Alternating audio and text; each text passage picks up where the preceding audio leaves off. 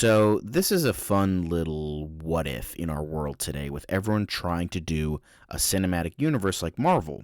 The reason that Marvel became what it is today is because it took characters that general moviegoers weren't aware of that much and made them household names by non-comic book fans. Without Spider-Man, the X-Men, and to a much lesser extent, the Fantastic Four, the MCU managed to thrive because they didn't rely on their biggest names. Going back to what I was saying before, this is an interesting what-if situation. What if Marvel always had the rights to their characters? While there's a complicated history in regards to how this would actually be the case, Marvel not going bankrupt and having to sell a bunch of their characters if a cinematic universe would even be on their minds and that sort of thing. What I'm simply proposing is just sort of a small lens into what that would maybe look like if everything went the right way in terms of Marvel having all their characters and they wanted to make a cinematic universe at some point. Now, Black Lion had a really good video on this. Link will be in the description for that video. He tries to make it a little bit more in tune with the MCU and make it a little bit more realistic. I'm just doing something that will try to be as different from the MCU as much as I can, what characters would actually get movies, and having my own spin on everything. It's not going to be an actual cinematic universe like Marvel or even the DCEU project, but mainly something for fun. Also, to make things easier, there wouldn't be any movies from any other companies to make things more confusing, mainly after the starting year. However, if it makes sense to add it into the world, then I will add it. So with this, let's get started. What I'm going to be doing is setting up a starting year, which will be 2001, and then pretty much go through until the present day. With this, I'm not going to be doing any firm casting choices, maybe some rough ideas, or if I think a real-life casting would work, I would use that. I'm pretty much going to be naming a director, the villain, and any casting, whether it's firm or a rough idea, as well as any story elements that I would want included. Alright, so our first film in this Marvel Universe is, unsurprisingly, the Fantastic Four. I thought it made a lot of sense to have the first Marvel family be the start of the cinematic universe. Now with this, it's been famously known that Peyton Reed had a really good idea for a Fantastic Four movie, so I'd have him write and direct. Even though I'm not a big fan of his Ant-Man movies, I think what he had in mind for Fantastic Four was good, even if the timelines don't match exactly since he came on in 2001, so it's unlikely it would have been released then. But hey, it's all in good fun, and this is just a what if, so it's whatever. So Reed said that this film was heavily inspired by A Hard Day's Night, would take place in the 60s, and wouldn't have an origin story. However, we would have to tweak a few things to make it work in a proper cinematic universe. Maybe it starts out in the 60s, the Fantastic Four disappears, and they show back up in the modern day. However, that might be a little bit too close to Captain America though, so maybe just change it so it was always in modern day. But with this, the villain would be Victor Von Doom, obviously. Unfortunately, there are no plot details released by Reed, but I would like to have it be that Doom's origin story from the comics that has never been used on screen be used because it's really fucking great and really fucking weird. Before we move on though, Reed actually had some people in mind for the roles, and I thought they were all good casting choices, so I'm going to use them. So Alexis Denisof would be Mr. Fantastic, Charlize Theron would be Invisible Woman, Paul Walker would be Human Torch, and John C. Reilly would be the Thing. Then on top of this, Jude Law would have been Doctor Doom. Awesome, right? And with this, we'll move on. Next film is Spider-Man in 2001. Now, Spider-Man would be released the same year because it would sort of be a backup plan if Fantastic Four would have been a failure money-wise, since Spider-Man was the more popular character.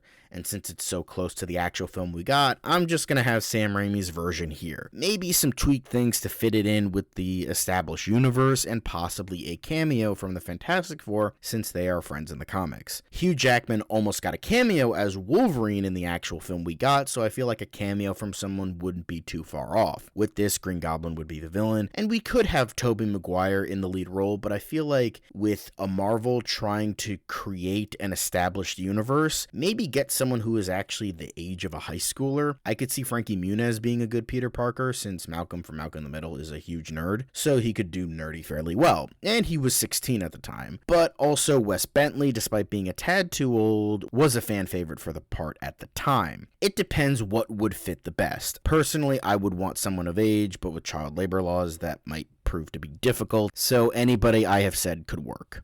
Next up is the Incredible Hulk in 2002, another popular character to bring in the green. Pun intended. Now, considering that Ang Lee's Hulk is not really that great, this isn't going to be that. Jonathan Hensleigh was considered for the director's chair for Hulk, so I'm going to use him because I think he could do a good job with it. Now, in terms of the villain, I think we could take notes from the Hulk movie and make it the Absorbing Man, but not be his own father, because that would be kind of dumb. It would just be his comic book counterpart. However, he could hallucinate his father's ghost to add it to his character development, and I think that could work well. I think it would be fitting that Wolverine make a cameo here, since that was his introduction in the comics, and again, Wolverine was supposed to have a cameo in Spider-Man, so again, it does have a real-life counterpart. The part of Bruce Banner could be anyone they considered, like Billy Crudup, David Duchovny, Jeff Goldblum, or anyone that actually played the part, whether that be Eric Bana or Edward Norton. Norton's ego and need to rewrite the script in almost all the films he starred in could be a problem, and I don't know if he would have wanted to actually be in a franchise.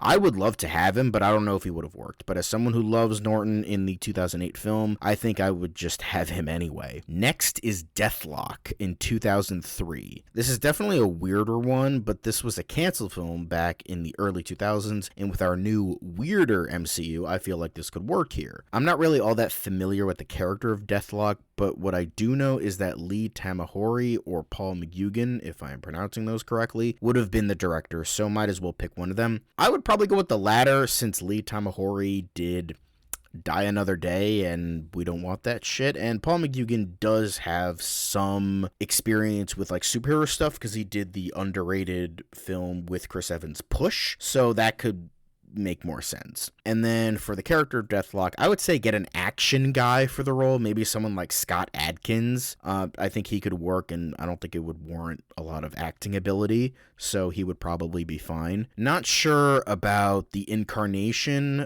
either.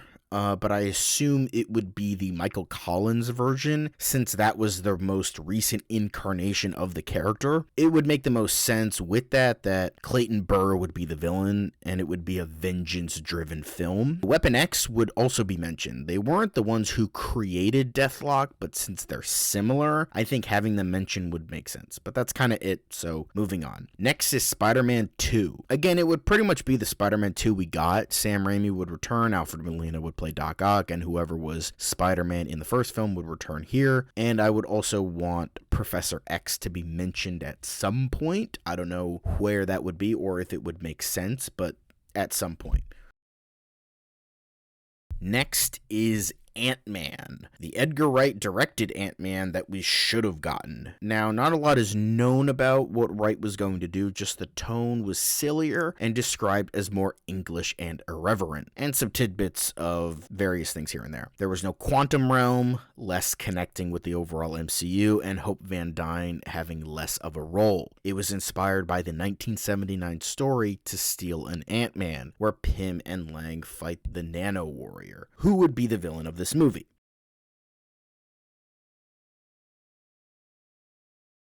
It would have mixed Silver Age and contemporary ideas, however, it wasn't intended to be too silly and was described as an action-adventure film by Wright, so we have that to go on, and that would be our movie, essentially. I would also like to have a reference to Ultron and actually have Pym create him, rather than Tony Stark with what we got. It wasn't totally out there, as Wright did have references to other MCU characters and quote-unquote had a sting for Avengers 2, implying that originally in the MCU, Pym did create Ultron, but that had to be rewritten because it came out after the movie. But yeah, that is essentially the movie we have. In terms of Scott Lang casting, I think Paul Rudd at the time could have worked, as Wright did cast him, Douglas, and Lily. So might as well keep all of them. Next is The Immortal Iron Fist. This was another canceled film in the early 2000s, and I think another decent addition to our Stranger MCU, as I've said a couple times before. Kirk Wong was attached as director, and I think that could work,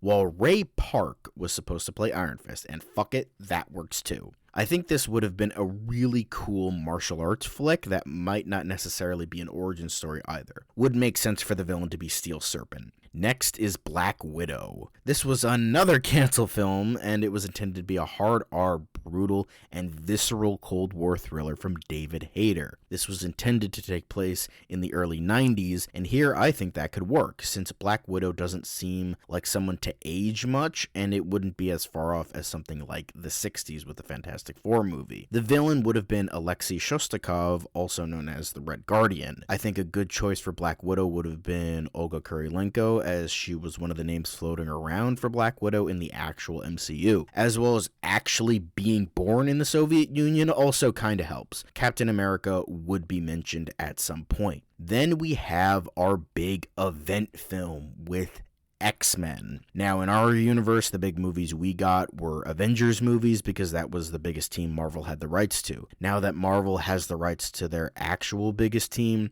then they would have used X-Men as their big event team films. I tried to have small build-up as much as I could without forcing it too hard into the other movies. So there's that, like Professor X here, Wolverine here, even though I have plans for him later, and that kind of thing. I tried to, have little tidbits, but nothing too distracting. Catherine Bigelow was the director in mind for a good long while, and I think she would be an overall good fit for the X-Men. Now, the X-Men in this film would actually be the original First Class, as in Professor X, Cyclops, Marvel Girl, Beast, who was not yet blue, Angel, and Iceman. Obviously, the villain would be Magneto and the Brotherhood of Mutants. I think Patrick Stewart would be the only person to stay because he's too perfect, while I do think there could have been better choices for the other X-Men, as well as trying to get some people that were a little bit younger. These aren't for sure, but something in this range, like Zac Efron for Iceman, Ryan Gosling for Angel, Alan Richardson for Beast, Lee Pace for Cyclops, and Bryce Dallas Howard for Marvel Girl. Again, not for sure, but actors that are at least similar to those guys if they don't work.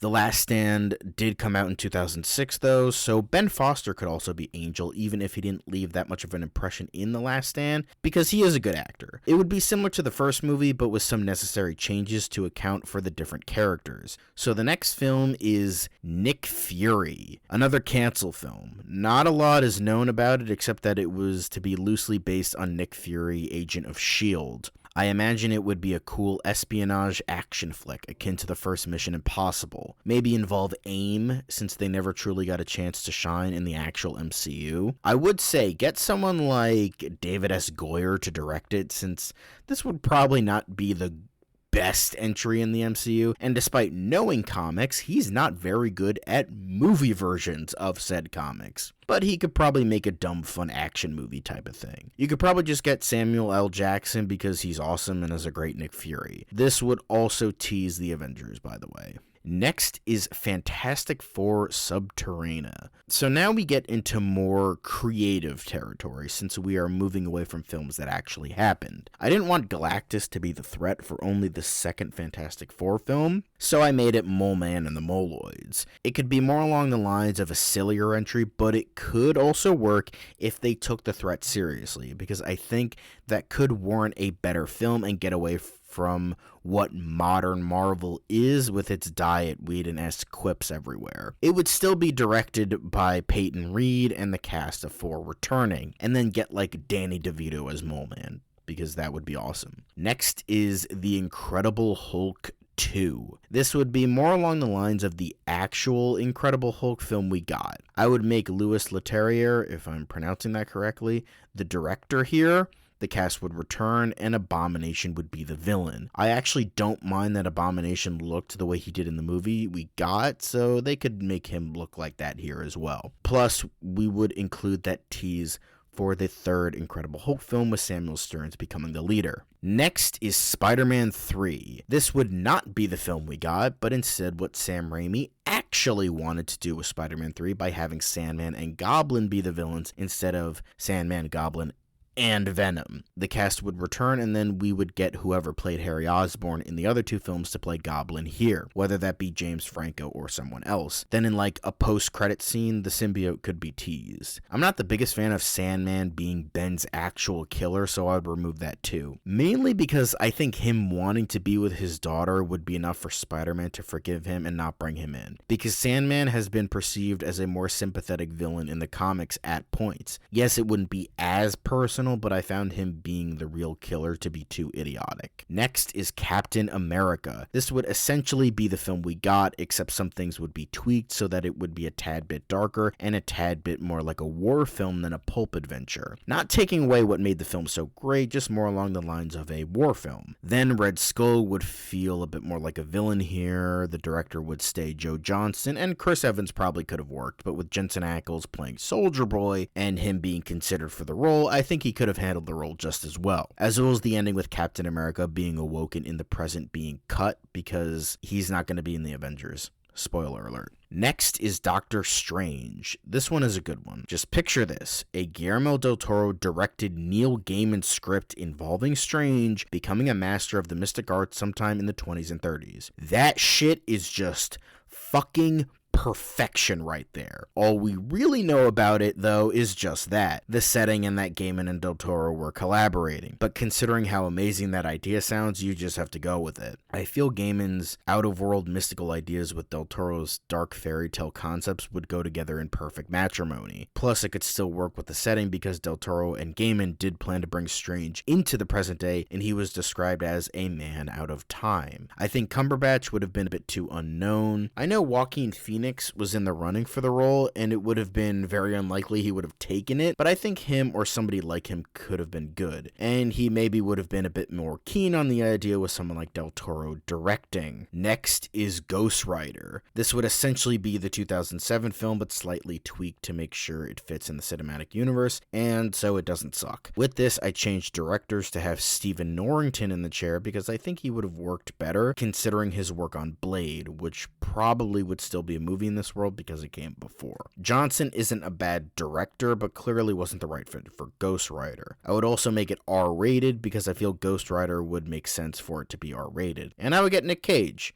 because Nick Cage is fucking awesome. Next is the Avengers. Now, considering these wouldn't be as big as the X-Men movies, this wouldn't have gotten the proper build-up like with the movies in our universe. The only build-up we would have gotten would have been Incredible Hulk and Ant-Man. It's possible that maybe other Avengers would have made cameos in those movies, but again, the Avengers isn't an event like it is in our universe. So Hulk, Ant-Man, and Wasp would have been set up beforehand, while Thor and Iron Man were not. As I said before, Captain America wouldn't have been part of the team since he wasn't in the original lineup. So, similar to the movie we got, the main villain would have been Loki, adapting the first issue of the Avengers. I think Joss Whedon would still be fine, like in our universe, but if you would want someone different, I think Brad Bird could have been good as well, but this would have preceded his live-action debut, so I don't know if it would have worked or not. Get Robert Downey Jr. for Iron Man, because duh, and Chris Hemsworth could be good for this version of Thor, but I would have wanted someone a bit older, and Alexander Skarsgård is kind of too perfect since he's actually Scandinavian, as well as his father being in the actual movie. And I would also include Donald Blake, as in the actual Donald Blake, and the person in the running for the role would have been Kevin McKidd, so might as well use him as well. Next is The Hands of Shang Chi, another canceled film that I think could work here. It would essentially be a throwback to the martial arts films of the 1970s. While Iron Fist was more so an Americanized version, this would more so be an homage or tribute to those martial arts films, mainly the Bruce Lee stuff, rather than the sanitized movie we got. Yuen Woo-ping would have been the director, and I think Louis Tan would have been the perfect fit for the character as well. I don't really know a ton about Shang-Chi, but considering his father was the villain in the movie we got, and he is a villain in the comics, I think I would just stick with that. I wouldn't make him the Mandarin, though. However, I wouldn't call him Mr. Fu Manchu either, so just make up a name. Whatever that is, I don't really care enough, but I do like the idea of Shang-Chi actually feeling like a real martial arts film than a boring CGI fest like we actually got. Next is Luke Cage.